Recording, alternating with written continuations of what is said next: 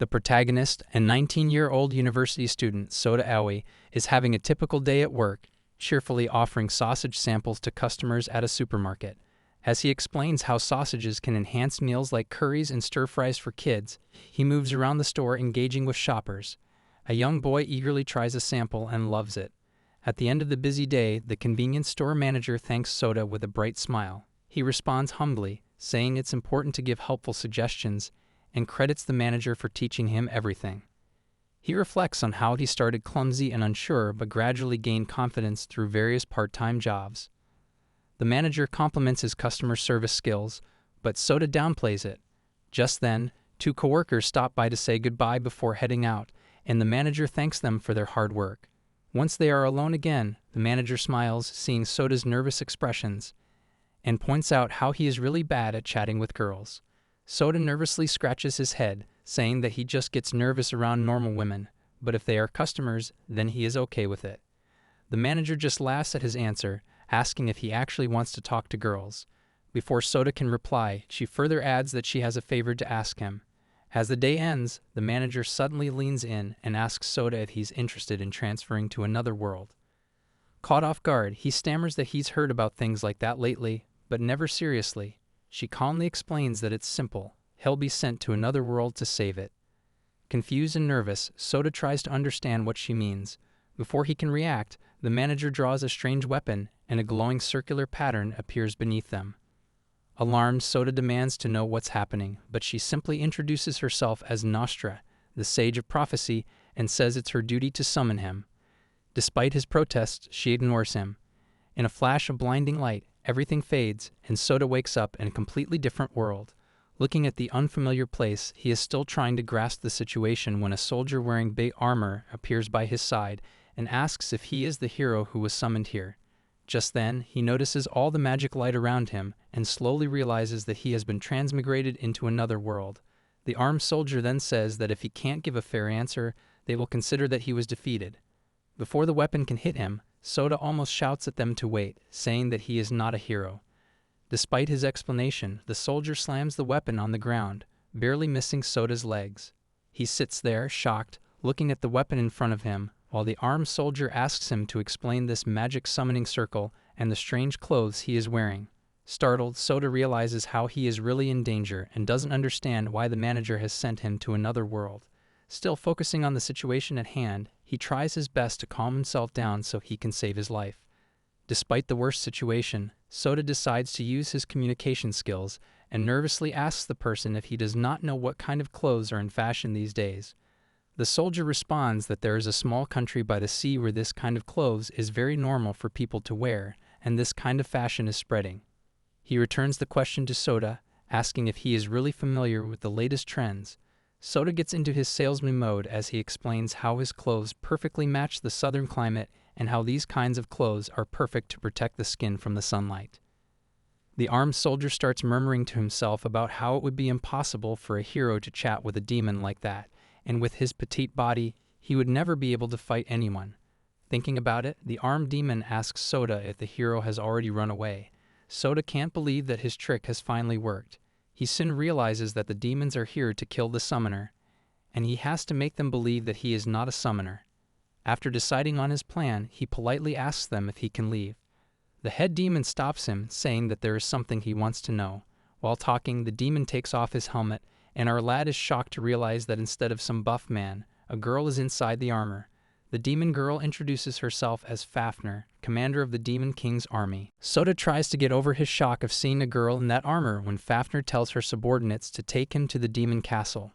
Soon, the poor lad finds himself standing inside the cell of the Demon King's palace.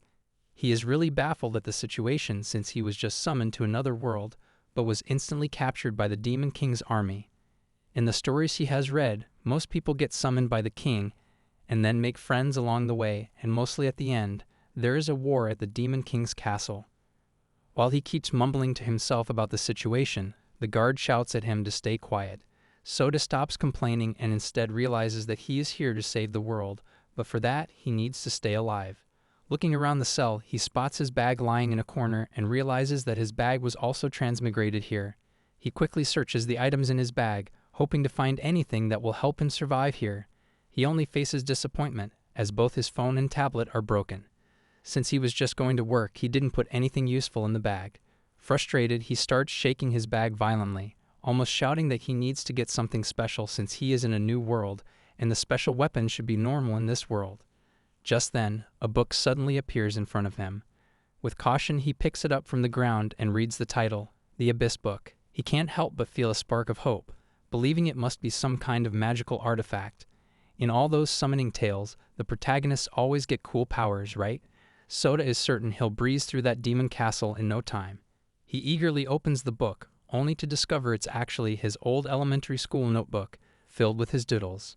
At that time, he was really interested in popular RPG games and all the weapons and monsters that were there, so he drew a lot of pictures in that notebook and then took it to school the next day. Now he realizes how this notebook is not a special tool but instead is an embarrassing reminder of his weird childhood. Still, he tries his best to understand if he can use this notebook in some kind of way. On the first page, he reads that saying a name will make the item appear. He considers it, then quickly dismisses the idea, thinking it would be too embarrassing to say the names out loud on the off chance it works. For a moment, he dismisses the idea, but soon he gives up and instead tries the magic, first calling for the infinite water bottle. To his shock, a water bottle actually appears in front of him. He quickly pours a cup of water for himself as he realizes that the trick will actually work, and if he mentions the name of any item, it will appear in front of him. Still, it is not enough, since at that time he was in elementary school, and the concept of a bottle with infinite water is just too simple. Looking at the bottle, he tries to guess if it is also storable, but concludes that he will just have to say the name again. Just then, the demon Fafnir appears at the door again and asks him to come with her. He seems to be really in trouble as she takes him into the torture room. Soda is sitting on the chair when Fafnir comes close to him, saying that she has a lot of questions for him. She seems really focused, but Soda can only focus on how adorable she looks. He had never imagined that in that scary armor, someone this cute could be hiding there. He notices that Fafnir also has horns and a tail. Furthermore, he just gets more nervous because of her looks. While thinking about her beauty, Soda almost zones out, which seems to annoy Fafnir even more. He quickly assures her that he just zoned out, while telling himself to calm down, since Fafnir is just a girl. He advises himself to treat her like a customer so he won't be nervous this way. Fafnir finally starts questioning him, first asking for his name. At first he gives her an overly long name, realizing it sounds like something out of a summoning ritual. When she looks at him in surprise, he quickly adds that everyone just calls him Soda. Fafnir questions his presence, and when he casually claims he was just passing by, she slams her sword into the ground, narrowly missing him. Glaring, she declares her hatred for lies and demands the real reason he was in the church's restricted area, specifically, where the hero of the human nation was summoned. She explains that they had intel about a hero appearing there, which is why they launched the attack. Given the importance of the location, no ordinary person should have been there, making it clear he's hiding something. Soda realizes that if he says something carelessly, he could be killed, but he also realizes that he needs to tell her something. It just reminds him that he doesn't know anything about this world and instead asks Fafnir why they are searching for a hero. According to her, the heroes are the demon's natural enemy and attack them without any care, so they can't ignore anyone who brings harm to their kind. She further adds that this is the reason she is determined to protect the demon world and will kill the hero no matter what, before he has the chance to merge into the demon castle. He finally understands what demons think of the hero and realizes that if they find out about his identity, he will really be in danger. After telling the story, Fafnir again asks him why he has decided to come here. Soda carefully replies that he actually collects strange items because he runs a general store. While saying this, he calls for another item, surprising Fafnir with his magic. She is really shocked to see that he brings the item out of nowhere. A little nervous, Soda explains that this is the reason he came here, and he was actually here to deliver a very rare item that is used to summon the hero. According to him, it is a precious stone that was shattered into pieces after the hero was summoned, to his relief. Fafnir seems to buy his story and instead looks at the spellbook he is holding. Soda is just nervous to see her standing very close to him and starts to get more nervous since he has never been able to stay calm in front of girls. He keeps telling himself that she is just a customer and explains how, as the book's name says, it is a tool to peek inside the other person's heart. Opening the book, he says that it tells about the other person's personality and abilities, their age, and all kinds of information. As he speaks, he flips through the book, scanning the oddly detailed profile on Fafnir, trying to explain, awkwardly, that it resembles a character guide for elementary school girls. While he struggles to find the right words, Fafnir suddenly snatches the book from his hands. Turning away from him, she takes a look at the book and is annoyed to see that she can't understand anything that is written there. Sota is surprised to know that she doesn't know Japanese, but he can't even argue as Fafnir starts shouting at him for making a fool of her since she doesn't know what is actually written in that book. Once again, Fafnir seems to get furious as she raises her weapon, aiming to hit Sota. As she swipes the dagger, Sota is prepared for the hit, but instead of harming him, a necklace-type mark just appears around his neck. He stares at it in shock as Fafnir explains that because of this mark, he won't be able to tell any lie from now on, and if he attempts to lie to her, the mark will be activated and he will be killed instantly. With a cold expression, Fafnir again asks him about his identity. Instead of replying to her, Sota just asks if she has a problem with her body odor. The strange question takes Fafnir off guard, since she never imagined that he would find such a secret about her. Fafnir seems to get flustered as he explains to her that everything about her is written in this book. He then takes out another item from his magic notebook, saying that it will solve her smell problem. Fafnir is not happy with the weird name of the product, but Sota tells her not to focus on that. He instead remembers how, when he was in elementary school, he had a really bad smell that made him feel extremely embarrassed, so he drew this cream at that time. Still unsure if she believes his excuses, he shifts fully into customer service mode and asks if she's ever worried about certain things. He points out that wearing heavy armor must cause her to sweat, and people might even mock her for body odor. He notes that she probably noticed it herself. He certainly did. Holding up a cream, he assures her it can fix everything. With practiced confidence, he explains how it eliminates odor-causing microorganisms, is fragrance-free, and leaves no residue. Though she doesn't fully understand his explanation, something about his tone convinces her the cream might actually work. With a professional smile, Sota asks for her thoughts and adds that, if she trusts him, she can have it for free. Fafnir seems to think about it deeply and asks him why he is willing to give her this cream for free, since there is no point in being kind to a demon. Still, in his professional mode, he replies that he is a businessman, and if she is happy with his products, that is enough for him, since he doesn't differentiate between humans or demons when they are his customers. Confident in his words, Sota is certain the magical mark won't activate, because he truly believes what he's offering. When nothing happens, Fafnir also accepts his sincerity. At his continued urging, she finally agrees to take the cream. When she insists on trying it right away but refuses to put down her weapon, Sota hands it over, only to be caught off guard when she demands he apply it for her. She removes her heavy armor and holds out her arm, clearly expecting him to proceed. Nervous, Sota hesitates. Fafnir's patience wears thin, and with an intimidating glare, she accuses him of lying. Panicked, he quickly agrees, nearly pleading with her not to swing the axe. He rubs some cream onto his hand, but doubts creep in. He's never been this close to a girl before. Trying to steady himself, he remembers working briefly at a massage parlor and tells himself he can handle it. Just as he's psyching himself up, Fafnir warns him to behave, reminding him that a single wrong move could be fatal. Hands trembling, he finally steps forward and applies the cream to her underarm. She flinches at the cold sensation but gradually relaxes, clearly pleased as the odor fades. Sota, still racked with guilt, feels like he's crossing a line, but reminds himself this is all part of surviving in this strange new world. Fafnir, completely unaware of his inner turmoil, calmly lifts her other arm. Reluctantly, he moves in again. To avoid looking directly, he shuts his eyes, only to let his hand drift without direction. When he opens his eyes, he is shocked to see the situation and repeatedly apologizes to Fafnir, saying that it was just an incident. She is just focused on how the smell is gone, and everything that Sota was saying about it was actually true. He is a little confused to see her reacting like that, and quickly opens the book to check the description. In the cream's description, it is written that it removes the smell, but the person becomes temporarily sensitive. Still, our dude is happy that his younger self was so genius that it somehow managed to keep him alive in this world. Soon he is returned to the cell where Fafnir tells him that he will stay imprisoned in the demon castle for some time. Sota is not happy to hear that, asking if she still doesn't believe him. Fafnir replies that it is not that, but since he has a very powerful item, which is not useful for demons, but can become a deadly weapon for humans, she has to keep him here for a while. Since she doesn't like killing people for no reason, she will keep him alive. Soda gets excited to hear that and asks her if she can also remove the mark from his neck. At first, Fafnir replies that it was his own fault that he got the mark, but then she thanks him for the cream and heads off. He almost collapses on the ground in relief, happy that he managed not to get killed on his first day here. Once he is alone, he realizes how the demons and humans are completely different from each other. On the other hand, Fafnir also doesn't understand Soda's strange personality, even though he is still a human. Back in the cell, he lies on the ground, looking at the book, where he notices a likability column.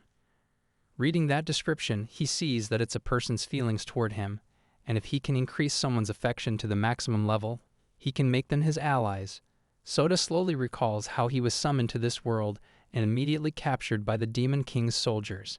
After coming here, he knew nothing about this world and only managed to survive because of his skills. Now he realizes that the first thing he needs to do is make many allies so he can go back home. Back when Soda was in elementary school, he was a pro at doodling all sorts of silly stuff in his notebook. This caught the attention of a girl from his class, who gushed over his unique creations and quickly became his crush. Little did he know, she later dissed his drawings to her friends, breaking poor Soda's heart. So to avoid further heartbreak, he invented a see-through spell book to see people's true feelings. Spoiler alert, it didn't help with his girl troubles at all. Now in junior high, that embarrassing notebook is safely tucked away, serving as a cringy reminder of his elementary school days. At present, he has the same book in his hand, though with a different name, and he still can't believe it was also transferred into this world with him. Soda has no idea why this book has become his only power in this world, and he finds it really embarrassing, but he knows he has to use it here. Once again, he remembers how the manager said that he would go to another world to save it, but he still has no idea what she actually wanted him to do. Instead, he decides to focus on finding a way to return to his own world, but since he reached the demon castle immediately after being summoned, he has no information about this world. At this point, he has only two goals. First, he needs to find strong allies. Second, he must gather all the information he can about this world. As he considers ways to raise Fafnir's likability, she suddenly whispers in his ear, startling him. She casually remarks that it's his fault for not noticing her. Seeing her, Soda recalls that she was the one who brought him to the demon castle, and that he saw her profile just yesterday. According to all the information, she is a very responsible person.